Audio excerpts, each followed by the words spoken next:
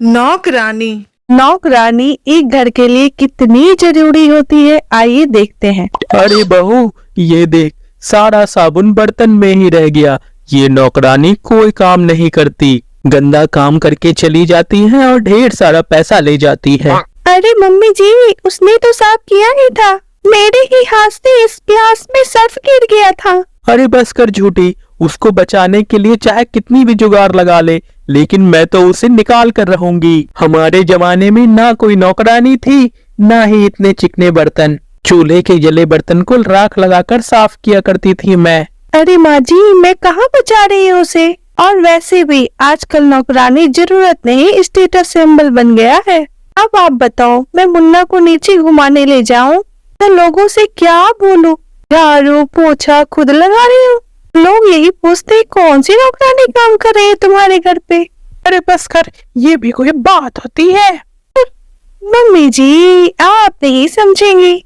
शाम को नौकरानी घर पे आके काम कर ही रही होती है कि सास को कहती है, एक बात बोलो, पुराना बहाना। वैसे तो मुझे तेरी शकल ही पसंद नहीं है, बात क्या खाक पसंद आएगी? अरे माँ जी, सुन तो लीजिए क्या कह रही है। अरे तो मैंने कौन सा उसका मुंह पकड़ लिया है?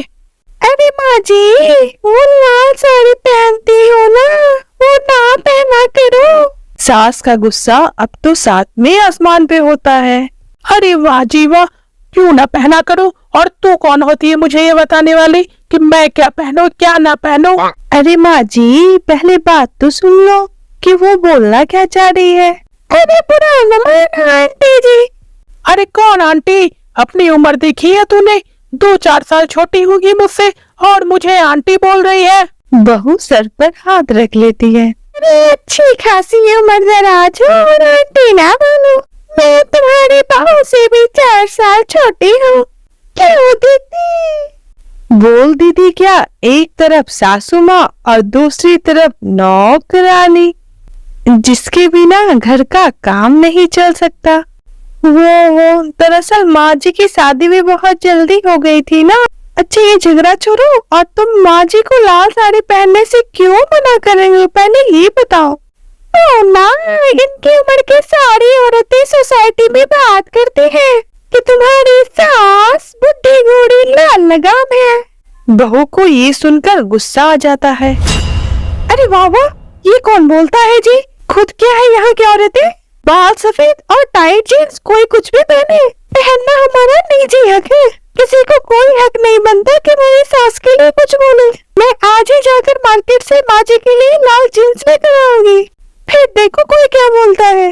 अरे चुप लाल जींस। और सुन नौकरानी, तो उन लोगों को जाकर बोल देना कि मैं उन लोगों की तरह उड़ती नहीं फिरती हूँ, अपनी घर को छोड़कर अपने बच्चों और नाती पोतों में मन लगाती हूँ, ना कि सारा दिन आग गड़ाकर ताश के पत्तों में 3 पत्ती खेलो। नौकरानी वहाँ से चली जाती है। वैसे बहू, नौकरानी की क्या फायदे हैं ये तो मुझे पता नहीं, लेकिन ये जरूर पता चल जाता है कि कौन किसके बारे में क्या बोल रहा है। सोसाइटी में तेरा नौकरानी रखने का इरादा बिल्कुल ठीक था। अगले दिन उन लोगों के घर की बेल बजती है।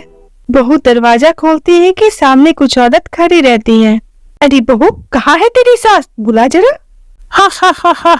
अरे बहन जी, आप सब एक साथ आइए आइए, कैसे आना हुआ? अरे 3 पत्ते खेलने आएंगे, क्यों खेलोगी?